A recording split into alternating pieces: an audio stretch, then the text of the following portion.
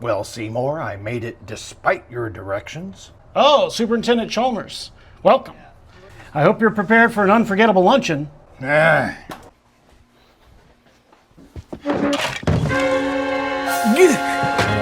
Holy gods! My roast is ruined. But what if I were to purchase fast food and disguise it as my own cooking? Ho ho ho ho! Delightfully devilish, Seymour.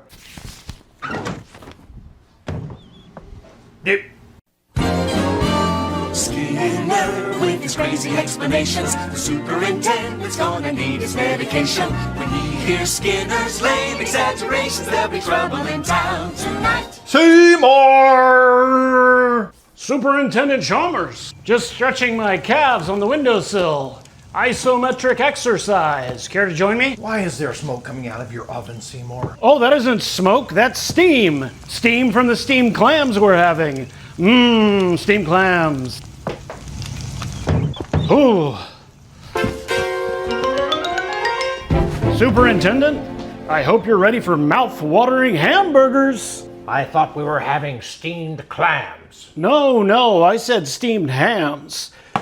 It's what I call hamburgers. You call hamburgers steamed hams? Yes. It's a regional dialect. Uh-huh. What region? Upstate New York? Really? Well, I'm from Utica, and I've never heard anyone use the phrase steamed hams. Oh, no, not in Utica. It's a Albany expression. I see. You know, these hamburgers are quite similar to the ones they have at Krusty Burger. Oh, no. Patented Skinner burgers. Old family recipe. For steamed hams. Yes. Yes, and you call them steamed hams despite the fact that they're obviously grilled. You know, the one thing I should... Excuse me for 1 second. Of course.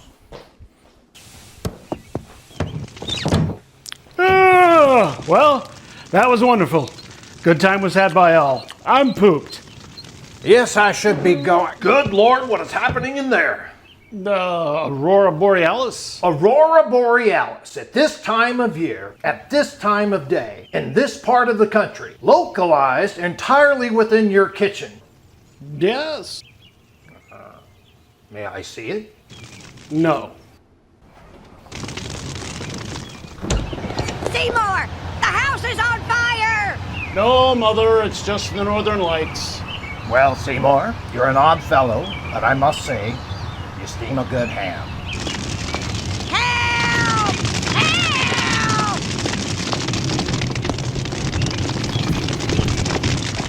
Okay, I'm gonna get right to the chase here. I know there's some new folks here. Usually I'll do stuff that's like fan edits. Like I did Deadpool, but I made it PG-13.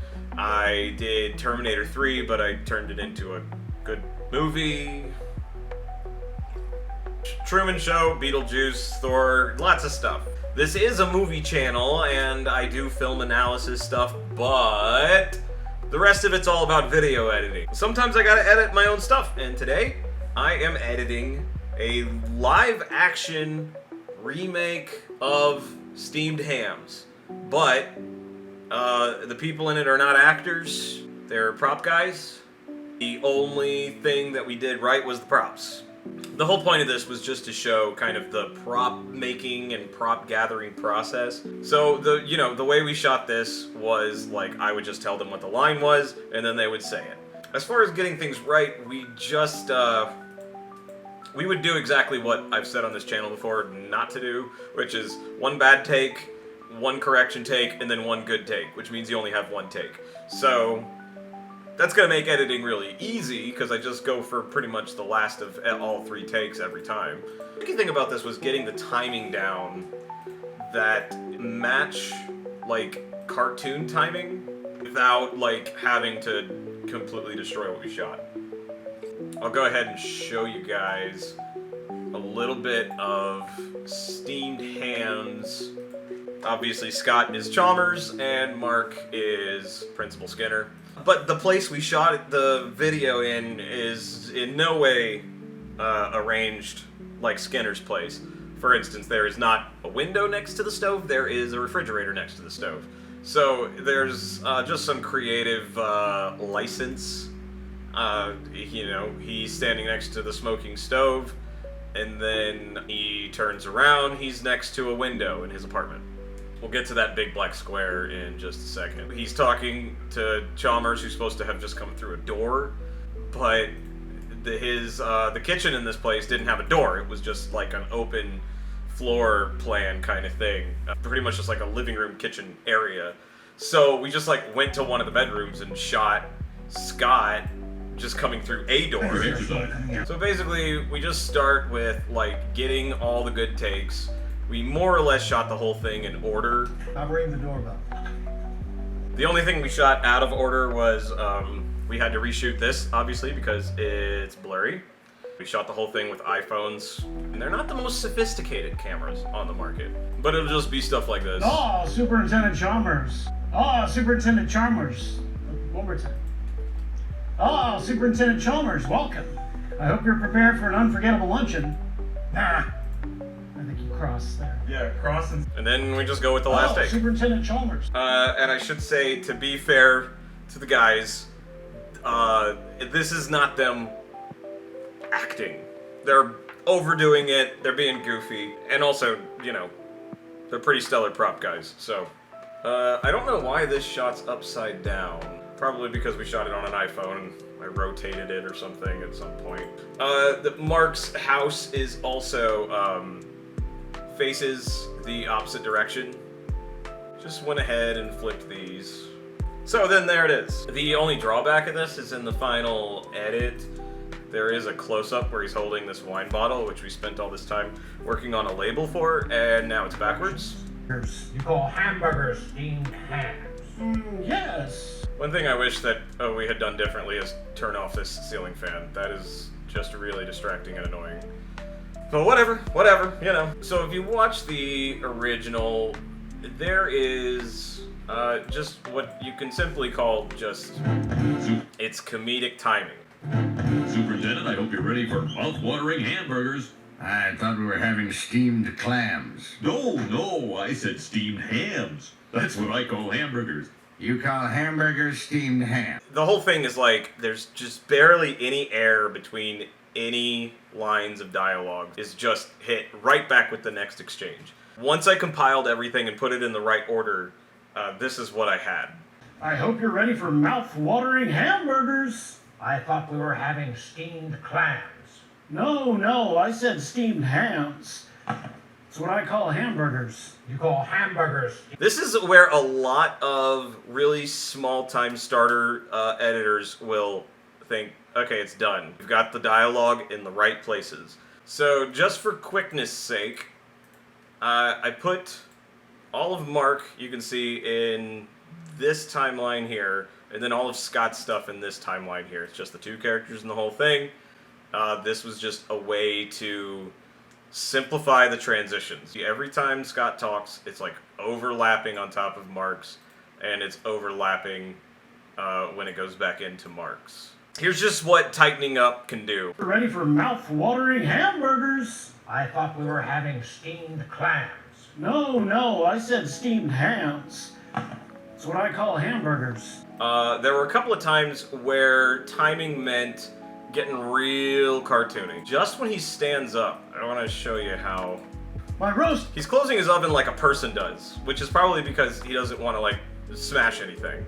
It was too slow, especially when you compare it to how fast everything moves in the original. Just look at how quick he shuts his oven. I mean, like, you can't even. It's like 2 frames. So I just took this section where he closes his oven and I just sped it up. It works a lot better. The other one that I had to really speed up is when they walk in. There's lots of busy work for the cartoon characters. They walk in, he pulls out a chair, puts down the champagne, Skinner goes through the door. Here it is in real time. That probably would make a good beat. I'm gonna try that real quick.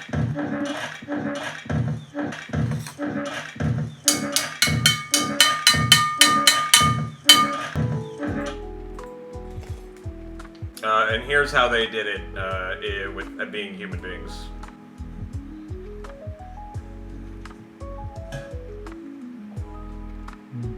can't make a beat out of that. This was something I sped up. This one was definitely just doubles the speed. This just reminds me of like the 60s when they... Editing in the 60s was not... Let's just say it was more important to be funny than it was to be technically on point. If they needed people to move faster, they just sped it up. Now you'll also notice that since we used silicone ice in the ice bucket, the ice bucket doesn't make any sound. Ergo, there's also, obviously, there's fire, which there's munching, they're pretending to eat in our shoot, so there's a lot of little sound effects that need to be added. But man, did I get lucky. Just check this out. This is for those who don't know about steamed hams. That 3-minute clip has been looked at from every angle. When I started working on this, I was like, I need the music. I wanted to use the exact same background music. So I go, steamed hams, but just the music.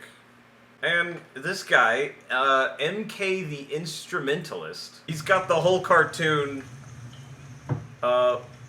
just sound effects and music. I'm pretty sure he did his own sound effects. Man, he saved me a big headache. Here they are sitting down and putting in the ice. I do want to point out that this shot is supposed to zoom in on the stove, and to save myself a headache, I just used like a digital push-in, just cropped it and moved it in. Just because zooming on an iPhone, you know, you gotta like sit there and like, you gotta like hold the phone and you're looking at it and you're like trying to zoom in and out by doing this on your screen. So you take the sound effects and the music from the original cartoon, chop it up so it's got really peppy timing, and this is what you get. Okay, the next shot. This is where things get really sophisticated. We're gonna start getting into special effects, layering. The first thing we had to do was put a cell phone inside of an oven. He filled it with smoke from a pretty cool little smoke machine, and Mark stuck his head all the way into the oven. And I went and I found... That's right. Fire on a green screen. Fire on a green screen. Fire number 2. And fire number 3.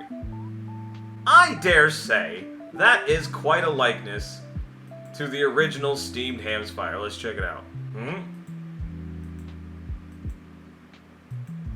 You know, I'm gonna say we could have done better, but I think it's actually impossible that anybody could have done better. There's a number of reasons why this is incredibly goofy. I think these fires are meant to be much larger. These are like bonfires, but they've been shrunk down to like the size of your fist. So yeah, that's profoundly bad. This is simultaneously the best and the absolute worst thing that I've ever done.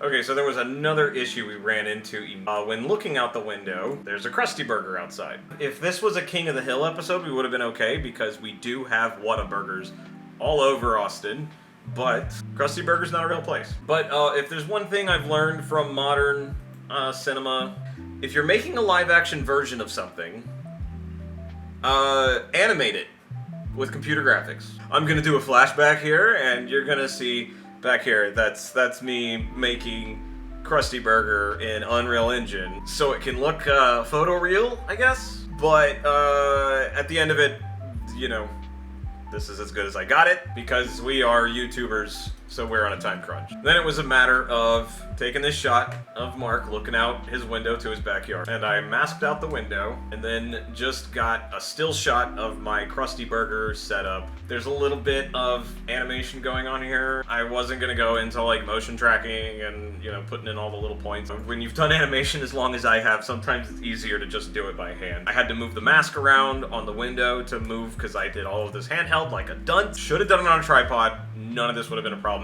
So it looks terrible, but it looks appropriate. That's what we'll say.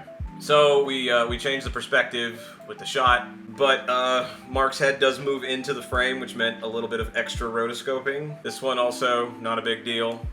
It's pretty much just a clear window. I didn't shoot it handheld, but I did keep Mark from getting in front of the window. And then there's no window, and now there's a refrigerator and a microwave. This was the only kind of tricky shot, which I totally cheated my way through this. He gets in front of the whole window, and the camera's moving. I went to one of those, where did I? Okay, so I went to this page with the giant purple girl on it. Video. Not video, video. Automatic rotoscoping. But you have to pay for it. I just screenshot it because I wasn't gonna buy a year-long membership just to green screen this one thing. Of course, it green screens him out entirely. That's what it's built to do. So there's the original where I just cut out the window. A big square, very easy. 4 points in the mask. Okay, and then I layered on top of that Mark on the green screen. Chroma key out the green. It lined up pretty good. I don't have a way to get a real person to run across the set, so it's just a little corny zoom in and then a sitcom transition. Had the guys send me these selfies of them making these expressions. We gotta copy this thing. So that's easy. That's just going into Photoshop, messing around for a little bit, and coming out with this. I upgraded the graphics just a little bit to make it look more like a live-action sitcom would do it. Mark was, he sent the picture with his hand pulling on his collar in the wrong direction. So I just went online and found a picture of somebody else's hand doing this and put it in. It's gonna need his medication. When he hears Skinner's lame exaggerations, they'll be trouble. This is so terrible, I love it. There it is. I made some frames, I put them all in one image, animated and layered everything. 4 clips in there, and there you go. Yeah, that's it.